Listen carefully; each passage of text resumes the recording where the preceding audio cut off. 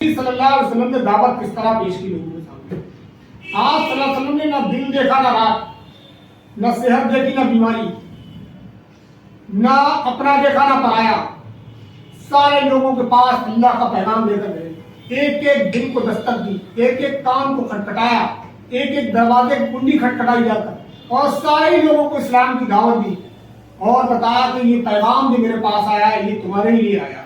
کیونکہ قرآن مجید کے اندر اللہ تعالیٰ نے کہا کہ یہ قرآن مجید جو ہے اس کی جو تعلیمات ہیں وہ یہ تمہاری ہیں, اس میں تمہارا ہی ذکر ہے. کیا تم سمجھتے نہیں؟ کیا تم عقل سے کام نہیں لیتے ہو؟ تو یہ اس پیغام کو نبی محترم جناب محمد رسول اللہ صلی اللہ علیہ وسلم نے سمجھا, اس کی اہمیت کو سمجھا اور اس کی دعوت کو لے کر لوگوں کے سامنے رہی, جس کے نتیجے میں آپ کو طرح طرح سے ستایا گیا, پریشان کیا گیا, آپ کے راستے میں کانٹے بچھائے گئے, آپ کو جو ہے لالچ دیا گیا. ایک واقعہ ملتا ہے کہ نبی اکرم صلی اللہ علیہ وسلم کے پاس کفار مکہ جب پریشان ہو گئے کہ نبی صلی اللہ علیہ وسلم اپنی دعوت جب پیش کر رہے تھے تو لوگ دھیرے دھیرے آپ کی دعوت پر لبیک کہتے ہوئے گئے دین اسلام میں جو ہے شامل ہو رہے تھے. تو ان کو یہ خدشہ ہوا, ان کو یہ ڈر پیدا ہوا کہیں ایسا نہ ہو کہ محمد ہمارے دین سے لوگوں کو بے دخل کر کے اپنے دین میں شامل کر لیں. وہ محمد عربی صلی اللہ علیہ وسلم کی چچا ابو طالب کے پاس جاتے ہیں اور کہتے ہیں کہ تمہارا بھتیجا جو ہے یہ پاگل ہو گیا ہے, یہ مجنون ہو گیا ہے, یہ شاعر ہو گیا ہے, اس کو سمجھاؤ. اگر یہ دولت چاہتا ہے تو ہم دولت دینے کے لیے تیار ہیں, یہ کسی رئیس خاندان کی لڑکی کے ساتھ شادی چاہتا ہے تو ہم شادی کرانے کے لیے تیار ہیں, یہ مال و دولت چاہتا ہے تو ہم مال لگانے کے لیے تیار ہیں, لیکن اس کے کہو اس کام سے باز آ جائے. محمد عربی کے چچا ابو طالب نے محمد صلی اللہ علیہ وسلم سے کہا کہ بھتیجے اس طریقے کی پیشکش کی گئی ہے تیرے لیے. محمد عربی صلی اللہ علیہ وسلم پر قربان جائیے. آپ صلی اللہ علیہ وسلم نے فرمایا کہ چچا جان یہ میرے ایک ہاتھ پہ سورج اور ایک ہاتھ پہ چاند رکھتے ہیں, پھر بھی میں باز آنے والوں میں سے نہیں ہوں. یہ سیرت کا ایک پہلو نبی صلی اللہ علیہ وسلم کا ہے کہ نبی صلی اللہ علیہ وسلم جس مشن کو لے کر اٹھے تھے. شروع میں نے آیت پڑھی تھی کہ لقد کان لکم فی رسول اللہ اسوۃ حسنہ, نبی اکرم صلی اللہ علیہ وسلم کی زندگی تمہارے لیے نمونہ ہے, تمہارے لیے آئیڈیل ہے. لیکن وہ آئیڈیل کیسے ہے؟ نبی اکرم صلی اللہ علیہ وسلم نے کیا کیا؟ قرآن میں اللہ تعالیٰ نے حکم دیا کنتم خیر امۃ اخرجت للناس تأمرون بالمعروف وتنہون عن المنکر وتؤمنون باللہ.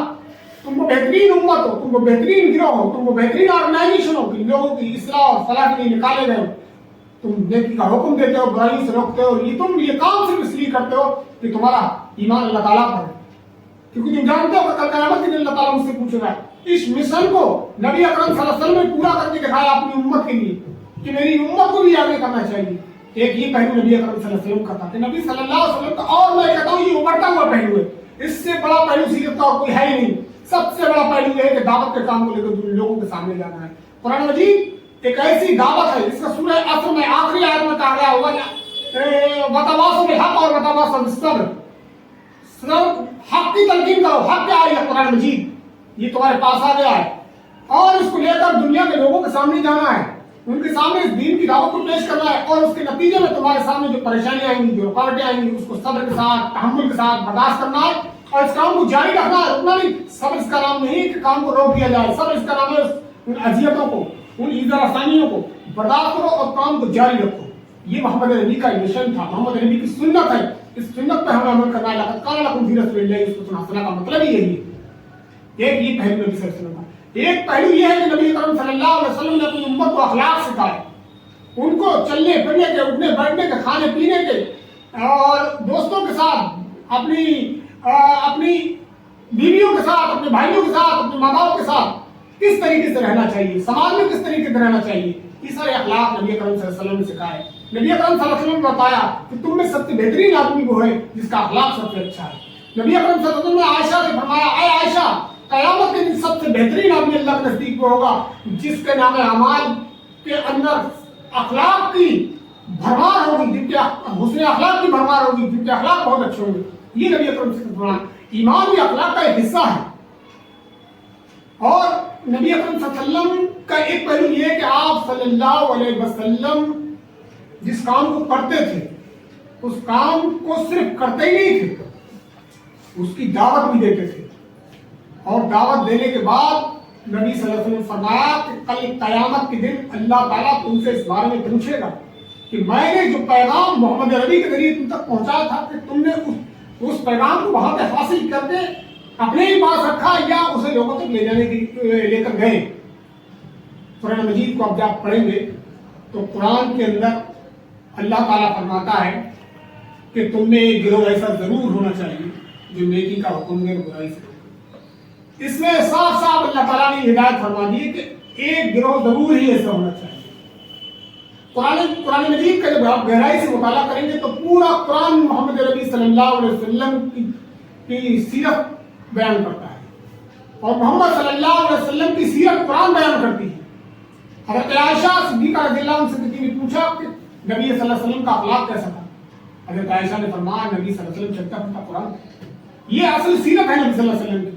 سیرت یہ نہیں ہے کہ ہم نے ربیع الاول کے مہینے میں جلوس نکال دیے، جھنڈے لگا لیے، جھالریں لگا لی، یا کچھ جو ہے میلاد کی محفلیں قائم کرنی۔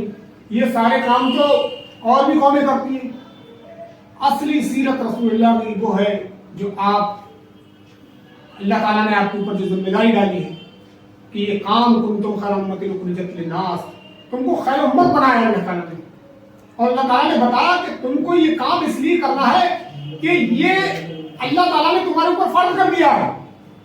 مولانا مودودی رحمۃ اللہ علیہ نے کہا تھا کہ قرآن کی دعوت کو لے کے اٹھو اور پوری دنیا پر چھا جاؤ، قرآن کو اپنا امام بناؤ اور دنیا کے امام بن جاؤ۔ سید قطب شہید رحمۃ اللہ علیہ، حسن البنا شہید رحمۃ اللہ علیہ نے کہا تھا کہ ہماری عید تو اس دن ہوگی جس دن اس زمین پر قرآن کی حکمرانی ہوگی اور ہماری زمینیں آزاد ہوگی۔ یہ اللہ کے رسول صلی اللہ علیہ وسلم کا سیرت کا ایک ابھرتا ہوا پہلو ہے کہ آپ صلی اللہ علیہ وسلم نے اس قرآن کی دعوت کے لیے کتنی جدوجہد کی۔ آپ طائف کے میدانوں میں گئے، آپ کو وہاں کنکر مارے گئے، پتھر مارے گئے، آپ کو لہولہان کیا گیا، آپ کو ستایا گیا، آپ کے سامنے طرح طرح کی پیشکش کی گئی، لیکن آپ صلی اللہ علیہ وسلم اپنے اس مشن کے باز نہیں آئے۔ علامہ اقبال نے کہا کہ مٹا دے اپنی ہستی کو اگر کچھ مرتبہ چاہے کہ دانا خاک میں مل کر گلے گلزار ہوتا ہے۔ اگر آپ کو کچھ حاصل کرنا ہے، سمندر سے موتی نکالنے کے لیے غوطہ خور کو غوطہ لگانا پڑتا ہے، اس کی تہہ تک جانا پڑتا ہے، تب کہیں جا کے موتی ہاتھ آتے ہیں۔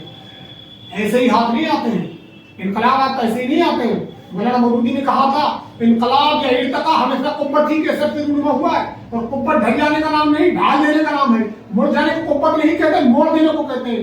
دنیا میں کبھی نامردوں اور بزدلوں نے کوئی انقلاب برپا نہیں کیا جو لوگ اپنا کوئی اصول، کوئی مقصد حیات، کوئی نسلین نہ رکھتے ہوں، جنہیں دنیا میں محض آسائش اور سہولت ہی مطلوب ہو، ایسے لوگوں کا کوئی قابل ذکر کا نام انسانی تاریخ میں نہیں پایا جاتا۔ تاریخ بنانا ان بہادر مردوں کا کام ہے جنہوں نے اپنی جہاد اور قربانی سے دنیا کا رخ پھیرا ہے، مناہج امین میں انقلاب برپا کیا، زمانے کے رنگ میں رنگ جانے کے بجائے زمانے کو اپنے رنگ میں رنگ دیا۔ یہ کیفیت ہونا چاہیے۔ انقلاب یا ارتقا جو ہے، جو اپنے آپ کسی ماحول میں ڈھل جاؤ، اسے انقلاب نہیں کہتے۔ زمانے کو اسی رنگ میں ڈھال لو جو رنگ تمہارے اوپر چڑھا ہوا ہے، وہ رنگ پوری سماج پر چڑھ جائے۔ یہ ہوتا ہے، یہ مشن تھا رسول اللہ صلی اللہ علیہ وسلم کا۔ نبی اکرم صلی اللہ علیہ وسلم نے مکہ کے نوجوانوں کو اپنے رنگ میں رنگ دیا۔ اسی کا نتیجہ تھا کہ حجۃ الوداع کے موقع پر نبی اکرم صلی اللہ علیہ وسلم نے کہا تھا کہ میرے قوم کے لوگوں میری سنو، خوش و خرم رہو گے۔ آج دعوت میں تمہیں پیش کر رہا ہوں، اب میرے بعد تمہاری ذمہ داری ہے کہ تم اس کو دنیا کے لوگوں تک پہنچاؤ۔ روایات میں آتا ہے کہ صحابہ کرام رضوان اللہ اجمعین کا جس طرح رخ تھا اسی طرف نکل پڑے، اپنے گھر نہیں گئے تھے وہ۔ یہ اس بات کی علامت ہے کہ آج سینکڑوں صحابہ کی قبر مکہ کے اندر نہیں ہے، مدینہ کے اندر نہیں ہے، کوئی کسی ملک میں ہے، کوئی فلسطین میں ہے، کسی کی قبر جو ہے مصر میں ہے، کوئی کہیں ہے، کوئی کہیں ہے۔ اس کا نتیجہ یہ ہے کہ نبی اکرم صلی اللہ علیہ وسلم نے کہا یہ پیغام جو میں تم تک لے کر آیا ہوں، اب اس پیغام کو پہنچانے کی تمہاری ذمہ داری ہے، اس کو دنیا کے لوگوں تک پہنچا دو۔ صحابہ کرام نے اس پر عمل کر کے دکھایا اور وہ چل پڑے۔ یہ نبی کریم صلی اللہ علیہ وسلم کی جو ہے تعلیمات کا نتیجہ تھا کہ بلال حبشی اسلام قبول کیا، سلمان فارسی نے اسلام قبول کیا۔ یہ ذمہ داری بھی ہماری ہے۔ محمد نبی صلی اللہ علیہ وسلم دنیا سے جا چکے ہیں، لیکن قرآن اب تک موجود ہے۔ یہ قرآن ہم سے مطالبہ کرتا ہے کہ تم کہاں جا رہے ہو۔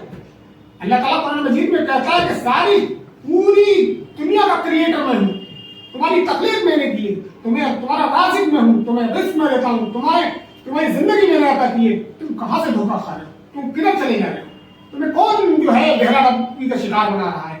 قرآن تو تمہیں صراط مستقیم دکھاتا ہے۔ نبی اکرم صلی اللہ علیہ وسلم کے بارے میں آتا ہے کہ آپ نے ایک موقع پر زمین پر 3 لکیریں کھینچی، ایک دائیں طرف بائیں طرف اس ان دونوں کے درمیان، اور دونوں دائیں بائیں میں لکھا ھذا صراط الشیطان، ھذا صراط الشیطان، یہ شیطان کے راستے ہیں، یہ شیطان کے، اور بیچ والی میں لکھا ھذا صراط مستقیم، یہ میرا سیدھا راستہ ہے۔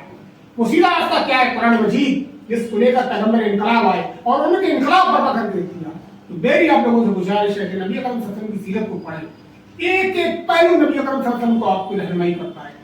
आप किसी भी जिंदगी के किसी शोबे में, आप सियासत के मैदान को ले लीजिए, आप सल्लल्लाहु अलैहि वसल्लम ने अपने सहाबा को ऐसी सियासत सिखाई कि खुलफाए राशिदीन उसका नतीजा, उसका नमूना है।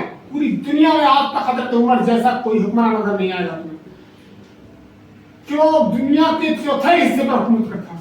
हजरत उमर रज़ी अल्लाह अन्हु कहा करते थे कि अगर ईरान में कुत्ता भूख से मर जाए उसका जवाब दे अल्लाह के सामने उमर होगा। आज लोग भूखे मर रहे हैं।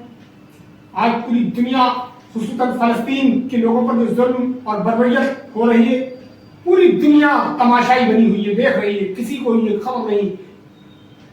जो लोग ताकतवर हैं, जो लोग कुछ कर सकते हैं, उनके लिए बोल सकते हैं, वो भी तमाशाई बने हुए हैं। पता नहीं अल्लाह जाने वो क्या सोच रहे हैं। मेरी गुजारिश है इन लोगों से कि अल्लाह ताला के लिए उन लोगों की मदद करें और हम सब लोगों को भी उन लोगों के लिए दुआ करना चाहिए कि अल्लाह ताला, हम कम से कम इस लायक तो थे कि हम उनकी दुआ करते, तो अल्लाह हमने दुआ की थी उनके लिए। तो फलस्तीन के मुसलमानों के लिए दुआ करें, दुनिया में कहीं भी मुसलमान परेशान उनके लिए दुआ करें। ये मोहम्मद नबी सल्लल्लाहु अलैहि वसल्लम की सुन्नत है। हमारे लिए सबसे बड़े रहनुमा हैं, हमारे लिए सबसे बड़े पीर मुर्शिद हैं। उनके अलावा हमारा कोई पीर नहीं, कोई मुर्शिद नहीं। मोहम्मद नबी सल्लल्लाहु अलैहि वसल्लम की कब्र मदीने में है। हम उनसे दिलो जान से ज़्यादा मोहब्बत करते हैं। उनकी सीरत को अपनाइए, उनसे मोहब्बत कीजिए और उनसे मोहब्बत करने का जो तकाजा है वो ये है कि उनकी तालीमात पर अमल कीजिए। वाखिर दावाना अनिल हम्दुलिल्लाहि रब्बिल आलमीन। सल्लल्लाहु अलैहि वसल्लम।